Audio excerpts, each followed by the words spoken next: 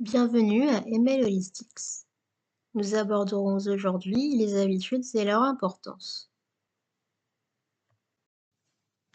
Plus de 80% de nos actions et pensées sont automatiques et issues de conditionnements et habitudes antérieures datant de l'enfance ou issues d'expériences et habitudes ultérieures enregistrées et sauvegardées dans le subconscient. Le cerveau nous encourage à la routine perçue comme rassurante et plus aisée. En effet, le mode automatique permet d'économiser de l'énergie et de rester en accord avec nos programmations inconscientes, perçues alors par le cerveau comme une ligne directrice ou une programmation qui doit être suivie à la lettre pour produire le résultat ancré dans notre croyance et conviction profonde.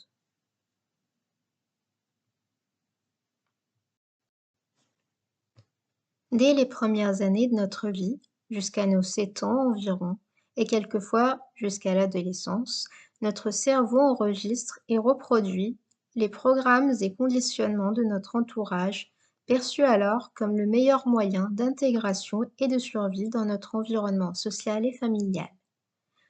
Lorsque nous subissons des expériences difficiles ou traumatisantes, l'organisme et le cerveau enregistrent alors le mode de survie adapté et adopté à ce moment-là pour survivre et continuer à les reproduire à l'âge adulte. Lorsque nous grandissons, notre cerveau continue donc à utiliser nos automatismes au quotidien, dictant ainsi nos routines et habitudes. Ceci fonctionne très bien lorsque ce sont de bonnes habitudes. Mais lorsque ce sont de mauvaises habitudes issues de traumatismes ou de peur, cela entrave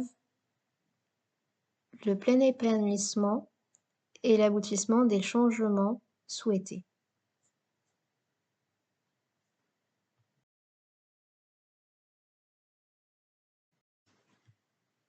Lorsqu'une nouvelle information est apportée, elle est transmise au cortex cérébral. Après plusieurs répétitions, le comportement ou les habitudes en question deviennent une routine. Les informations correspondantes progressent ensuite jusqu'au ganglion de la base, au plus profond du cerveau. Elles y sont enregistrées comme des procédures fixes qui ne peuvent plus être supprimées à moins d'être remplacées par une nouvelle routine en contradiction avec les anciennes pendant minimum 21 jours.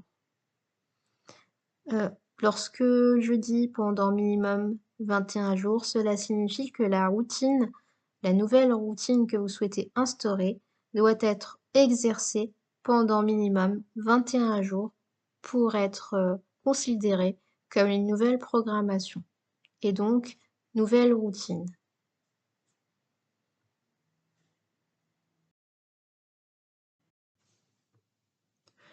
Cependant, lorsque nous tentons d'apporter des changements, cela est perçu par l'organisme et par le cerveau comme dangereux, car cela demande plus d'énergie et d'efforts à l'organisme de réfléchir que de mettre en place les actions de façon automatique.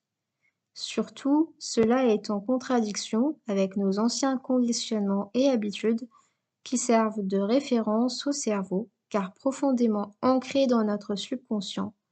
Et c'est un peu équivalent aux messages reçus sur ordinateur lorsque vous tentez d'apporter des changements à un document ou support ou programmation antérieure. Vous recevrez donc un message d'alerte vous demandant si vous êtes sûr de vouloir apporter ces modifications ou supprimer ces données. Si vous acceptez et que vous cliquez sur oui, ces données ou ce nouveau programme ou nouvel ordre sera accepté, mais les anciennes données ne seront pas supprimées définitivement, elles seront alors conservées dans la corbeille, attendant que vous les supprimiez de façon définitive. C'est ce qui se produit lorsque vous tentez d'apporter des changements qui vont à l'encontre de vos anciens conditionnements.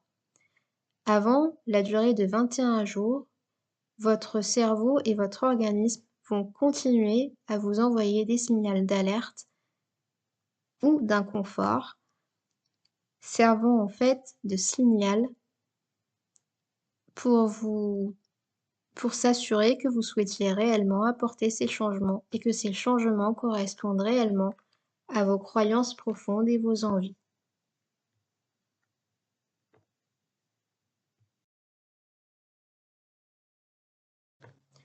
La première étape est de vous demander les raisons profondes qui motivent cette envie de changement et de les noter. La question est en fait, quelles sont les raisons profondes pour lesquelles vous ne pouvez absolument pas abandonner ce projet de changement?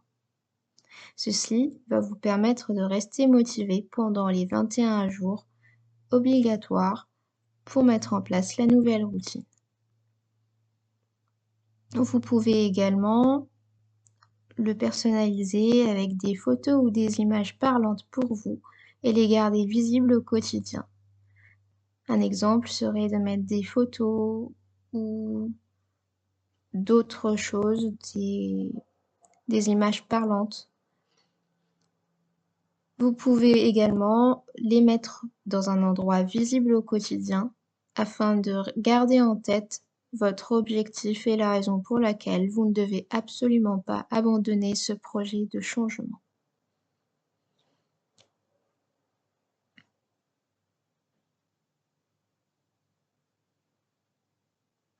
Le moyen le plus simple de changer de mauvaises habitudes en bonnes habitudes, c'est de changer de routine et de les remplacer par une routine plus adaptée aux changements souhaités.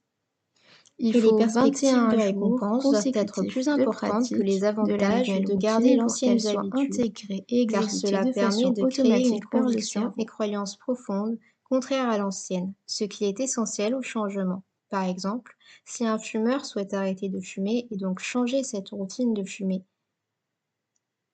uniquement parce que quelqu'un lui a dit que ce n'était pas bien pour lui, il va continuer à fumer et il a peu de chances d'arrêter cette mauvaise habitude, car dans sa propre conviction, fumer lui fait du bien grâce à la sensation de réconfort et cela lui permet d'avoir des pauses et de se déstresser. Au contraire, lorsque la personne a une prise de conscience et une conviction profonde dans laquelle fumer a plus d'inconvénients que d'avantages, si elle croit profondément que cela est dangereux pour sa santé, si elle pense que cela n'est plus possible par rapport à ses finances, etc., il est plus facile de rester déterminé pendant 21 jours pour une nouvelle routine, même si au fond, le cerveau va émettre des signaux de manque, car cette nouvelle habitude d'arrêter de fumer n'est pas encore ancrée comme une routine.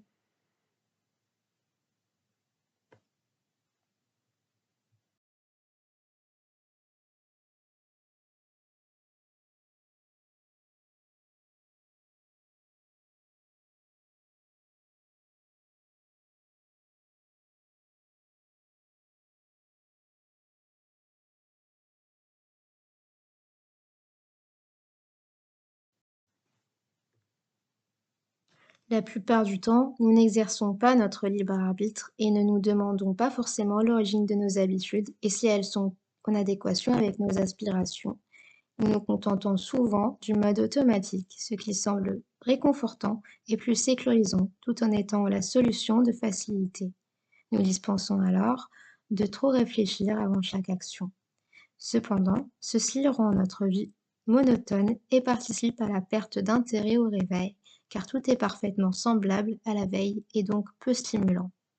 Au contraire, lorsque vous apportez de nouveaux changements ou relevez un nouveau défi, le cerveau crée de nouvelles synapses et renforce celles existantes, améliorant le réseau neuronal. C'est alors un processus de neuroplasticité.